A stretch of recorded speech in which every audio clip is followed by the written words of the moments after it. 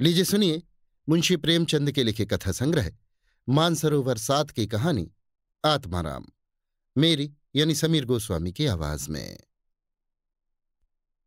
बैदों ग्राम में महादेव सोनार एक सुविख्यात आदमी था। वो अपने सायबान में प्रातः से संध्या तक अंगीठी के सामने बैठा हुआ खटखट किया करता था। ये लगातार ध्वनि सुनने के लोग इतने अभ्यस्त हो गए थे कि जब किसी कारण से बंद हो जाती तो जान पड़ता था कोई चीज गायब हो गई। वो नित्य प्रति एक बार प्रातःकाल अपने तोते का पिंजड़ा लिए कोई भजन गाता हुआ तालाब की ओर जाता था।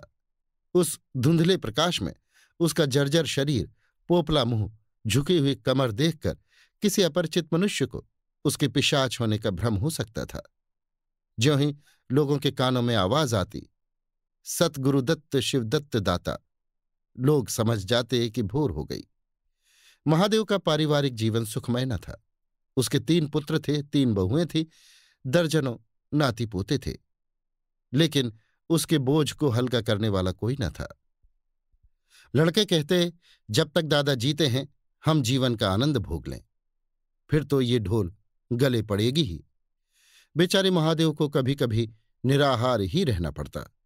भोजन के समय उसके घर में साम्यवाद का ऐसा गगनभेदी निर्घोष होता कि वो भूखा ही उठाता और नारियल का हुक्का पीता हुआ सो जाता।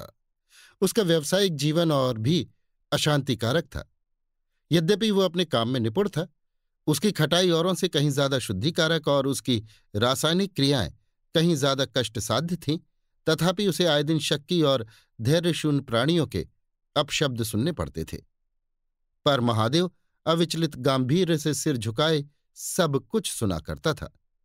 ज्यों ही ये कलह शांत होता, वो अपने तोते की ओर देखकर पुकार उठता, सत्य गुरुदत्त शिवदत्त दाता। इस मंत्र को जपते ही उसके चित्त को पूर्ण शांति प्राप्त हो जाती। एक दिन संयोगवश किसी लड़के ने पिंजड़े का द्वार खोल दिया। तोता उड़ गया। महादेव ने सिर उठाकर जो पिंजड़े की ओर देखा तो उसका कलेजा सन्न से हो गया। तोता कहाँ गया? उसने फिर पिंजड़े को देखा, तोता गायब था। महादेव घबरा कर उठा और इधर उधर खपरेलों पर निगाह दौड़ाने लगा। उसे संसार में कोई वस्तु अगर प्यारी थी तो वो यही तोता। लड़के बालों, नाती पोतों से उसका जी भर गया था। लड़कों की चुलबुल से उसके काम में विघ्न पड़ता था। बेटों से उसे प्रेम न था, इसलिए नहीं कि वे निकम्मे थे, बल्कि इसलिए कि उनके कारण वो अपने आनंददायी कुल्हड़ों की नियमित संख्या से वंचित रह जाता था। पड़ोसियों से उसे चिढ़ थी, इसलिए कि वे अंगीठी से आग निकाल ले जाते थे। इन समस्त विघ्न बाधाओं से उसके लिए कोई पनाह थी तो वो यही तोता था। इससे उसे किसी प्रकार का कष्ट न होता था। वो अब उस अवस्था में था जब मनुष्य को शांति भोग के सिवा और कोई इच्छा नहीं रहती। तोता एक खपरेल पर बैठा था। महादेव ने पिंजरा उतार लिया और उसे दिखाकर कहने लगा, आ सत्य गुरुदत्त शिवदत्त दाता। लेकिन गांव के और घर के लड़के एकत्र होकर चिल्लाने और तालियां बजाने लगे। ऊपर से कौवों ने कांव कांव की रट लगाई। तोता उड़ा और गांव के बाहर निकलकर एक पेड़ पर जा बैठा। महादेव खाली पिंजरा लिए उसके पीछे दौड़ा सो दौड़ा। लोगों को उसकी द्रुतगामिता पर अचंभा हो रहा था। मोह की इससे सुंदर, इससे सजीव, इससे भावमय कल्पना नहीं की जा सकती। दोपहर हो गई थी। किसान लोग खेतों से चले आ रहे थे। उन्हें विनोद का अच्छा अवसर मिला। महादेव को चिढ़ाने में सभी को मजा आता था। किसी ने कंकड़ फेंके, किसी ने तालियां बजाई। तोता फिर उड़ा और वहां से दूर आम के बाग में एक पेड़ की फुनगी पर जा बैठा। महादेव फिर खाली पिंजड़ा लिए मेढक की भांति उचकता चला। बाग में पहुंचा तो पैर के तलुओं से आग निकल रही थी। सिर चक्कर खा रहा था। जब जरा सावधान हुआ तो फिर पिंजड़ा उठाकर कहने लगा, सत्य गुरुदत्त शिवदत्त दाता। तोता फुनगी से उतरकर नीचे की एक डाल पर आ बैठा, किंतु महादेव की ओर सशंक नेत्रों से ताक रहा था। महादेव ने समझा डर रहा है। वो पिंजड़े को छोड़कर आप एक दूसरे पेड़ की आड़ में छिप गया। तोते ने चारों ओर गौर से देखा, निशंक हो गया, उतरा और आकर पिंजड़े के ऊपर बैठ गया। महादेव का हृदय उछलने लगा। सत्य गुरुदत्त शिवदत्त दाता का मंत्र जपता हुआ धीरे धीरे तोते के समीप आया और लपका के तोते को पकड़ ले, किंतु तोता हाथ न आया। फिर पेड़ पर जा बैठा।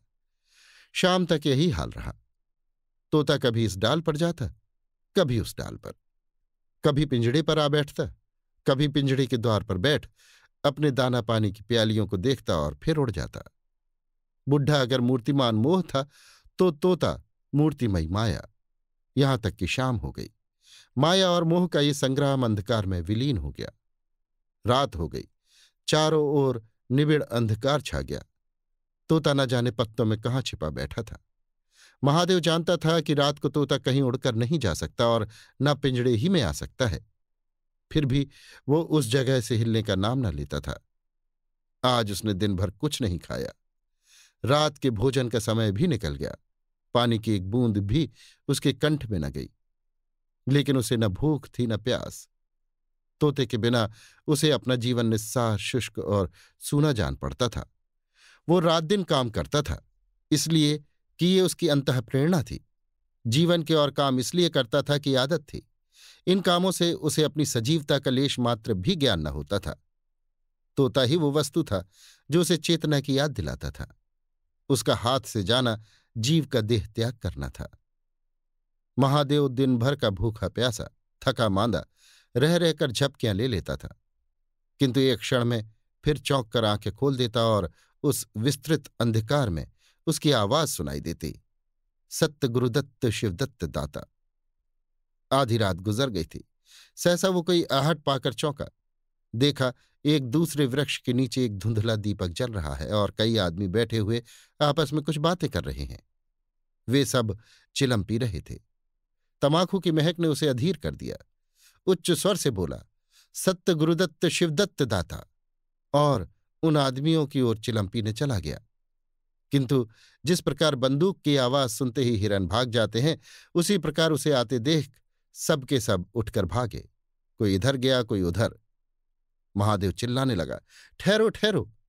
एकाएक उसे ध्यान आ गया, ये सब चोर हैं। वो जोर से चिल्ला उठा, चोर चोर, पकड़ो पकड़ो। चोरों ने पीछे फिरकर न देखा। महादेव दीपक के पास गया तो उसे एक कलसा रखा हुआ मिला जो मोर्चे से काला हो रहा था। महादेव का हृदय उछलने लगा। उसने कलसे में हाथ डाला तो मोहरें थी। उसने एक मोहर निकाली और दीपक के उजाले में देखा। हां, मोहर थी। उसने तुरंत कलसा उठा लिया, दीपक बुझा दिया और पेड़ के नीचे छिपकर बैठ रहा। साह से चोर बन गया। उसे फिर शंका हुई, ऐसा न हो चोर लौट आवें और मुझे अकेला देखकर मोहरें छीन लें। उसने कुछ मोहरें कमर में बांधी, फिर एक सूखी लकड़ी से जमीन की मिट्टी हटाकर गड्ढे बनाए, उन्हें मोहरों से भरकर मिट्टी से ढक दिया। महादेव के अंतर्नेत्रों के सामने अब एक दूसरा ही जगत था, चिंताओं और कल्पनाओं से परिपूर्ण। यद्यपि अभी कोष के हाथ से निकल जाने का भय था, पर अभिलाषाओं ने अपना काम शुरू कर दिया। एक पक्का मकान बन गया, सराफे की एक भारी दुकान खुल गई, निज संबंधियों से फिर नाता जुड़ गया, विलास की सामग्रियां एकत्रित हो गईं। तब तीर्थयात्रा करने चले और वहां से लौटकर बड़े समारोह से यज्ञ ब्रह्म भोज हुआ। इसके पश्चात एक शिवालय और कुआं बन गया। एक बाग भी लग गया और वो नित्य प्रति कथा पुराण सुनने लगा। साधु संतों का आदर सत्कार होने लगा। अकस्मात उसे ध्यान आया, कहीं चोर आ जाएं तो मैं भागूंगा क्यों कर। उसने परीक्षा करने के लिए कलसा उठाया और 200 पग तक बेतहाशा भागा हुआ चला गया। जान पड़ता था उसके पैरों में पर लग गए हैं। चिंता शांत हो गई। इन्हीं कल्पनाओं में रात व्यतीत हो गई। उषा का आगमन हुआ, हवा जगी, चिड़ियां गाने लगीं। सहसा महादेव के कानों में आवाज आई, सत्य गुरुदत्त शिवदत्त दाता, राम के चरण में चित्त लागा। ये बोल सदैव महादेव की जिह्वा पर रहता था। दिन में सहस्त्रों ही बार ये शब्द उसके मुंह से निकलते थे, पर उनका धार्मिक भाव कभी उसके अंतःकरण को स्पर्श न करता था। जैसे किसी बाजे से राग निकलता है, उसी प्रकार उसके मुंह से ये बोल निकलता था, निरर्थक और प्रभावशून्य। तब उसका हृदय रूपी वृक्ष पत्र पल्लव विहीन था। ये निर्मल वायु उसे गुंजरित न कर सकती थी, पर अब उस वृक्ष में कोपलें और शाखाएं निकल आई थीं। इस वायु प्रवाह से झूम उठा, गुंजित हो गया। अरुणोदय का समय था। प्रकृति एक अनुरागमय प्रकाश में डूबी हुई थी। उसी समय तोता पैरों को जोड़े हुए ऊंची डाल से उतरा। जैसे आकाश से कोई तारा टूटे और आकर पिंजड़े में बैठ गया। महादेव प्रफुल्लित होकर दौड़ा और पिंजड़े को उठाकर बोला, आओ आत्माराम, तुमने कष्ट तो बहुत दिया, पर मेरा जीवन भी सफल कर दिया। अब तो मैं चांदी के पिंजड़े में रखूंगा और सोने से मढ़ दूंगा। उसके रोम रोम से परमात्मा के गुणानुवाद की ध्वनि निकलने लगी। प्रभु, तुम कितने दयावान हो! ये तुम्हारा असीम वात्सल्य है, नहीं तो मुझ जैसा पापी पतित प्राणी कब इस कृपा के योग्य था। इन पवित्र भावों से उसकी आत्मा विह्वल हो गई। वो अनुरक्त होकर कह उठा, सत्य गुरुदत्त शिवदत्त दाता, राम के चरण में चित्त लागा। उसने एक हाथ में पिंजड़ा लटकाया, बगल में कलसा दबाया और घर चला। महादेव घर पहुंचा तो अभी कुछ अंधेरा था। रास्ते में एक कुत्ते के सिवा और किसी से भेंट न हुई, और कुत्ते को मोहरों से विशेष प्रेम नहीं होता। उसने कलसे को एक नांद में छिपा दिया और उसे कोयले से अच्छी तरह ढककर अपनी कोठरी में रखाया। जब दिन निकल आया तो वो सीधे पुरोहित के घर पहुंचा। पुरोहित पूजा पर बैठे सोच रहे थे, कल ही मुकदमे को पेशी है और अभी तक हाथ में कौड़ी भी नहीं, यजमानों में कोई सांस भी नहीं लेता। इतने में महादेव ने पालांगन की। पंडित जी ने मुंह फेर लिया। ये अमंगल मूर्ति कहाँ से आ पहुंची? मालूम नहीं दाना भी मयस्सर होगा या नहीं। रुष्ट होकर पूछा, क्या है जी, क्या कहते हो? जानते नहीं हम इस समय पूजा पर रहते हैं? महादेव ने कहा, महाराज, आज मेरे यहां सत्यनारायण की कथा है। पुरोहित जी विस्मित हो गए। कानों पर विश्वास न हुआ। महादेव के घर कथा का होना उतनी ही असाधारण घटना थी जितनी अपने घर से किसी भिखारी के लिए भीख निकालना। पूछा, आज क्या है? महादेव बोला, कुछ नहीं, ऐसी इच्छा हुई कि आज भगवान की कथा सुन लूं। प्रभात ही से तैयारी होने लगी। बैदों के निकटवर्ती गांवों में सुपारी फिरी। कथा के उपरांत भोज का भी न्योता था। जो सुनता आश्चर्य करता। आज रेत में दूब कैसे जमी। संध्या समय सब लोग जमा हो गए और पंडित जी अपने सिंहासन पर विराजमान हुए तो महादेव खड़ा होकर उच्च स्वर में बोला, भाइयों, मेरी सारी उम्र छल कपट में कट गई। मैंने ना जाने कितने आदमियों को दगा दी, कितने खरे को खोटा किया, पर अब भगवान ने मुझ पर दया की है। वो मेरे मुंह की कालिख को मिटाना चाहते हैं। मैं आप सब भाइयों को ललकार कर कहता हूं कि जिसका मेरे जिम्मे जो कुछ निकलता हो, जिसकी जमा मैंने मार ली हो, जिसके चोखे माल को खोटा कर दिया हो, वो आकर अपनी एक एक कौड़ी चुका ले। अगर कोई यहां ना आ सका हो तो आप लोग उससे जाकर कह दीजिए, कल से 1 महीने तक जब जी चाहे आए और अपना हिसाब चुकता कर ले। गवाही साखी का काम नहीं। सब लोग सन्नाटे में आ गए। कोई मार्मिक भाव से सिर हिलाकर बोला, हम कहते न थे? किसी ने अविश्वास से कहा, क्या खाकर भरेगा, हजारों का टोटल हो जाएगा। एक ठाकुर ने ठठोली की, और जो लोग सुरधाम चले गए? महादेव ने उत्तर दिया, उसके घरवाले तो होंगे। किंतु इस समय लोगों को वसूली की उतनी इच्छा न थी जितनी ये जानने की कि इसे इतना धन मिल कहां से गया। किसी को महादेव के पास आने का साहस न हुआ। देहात के आदमी थे, गड़े मुर्दे उखाड़ना क्या जाने। फिर प्रायः लोगों को याद भी न था कि उन्हें महादेव से क्या पाना है, और ऐसे पवित्र अवसर पर भूल चूक हो जाने का भय उनका मुंह बंद किए हुए था। सबसे बड़ी बात यह थी कि महादेव की साधुता ने उन्हें वशीभूत कर लिया था। अचानक पुरोहित जी बोले, तुम्हें याद है मैंने एक कंठा बनाने के लिए सोना दिया था?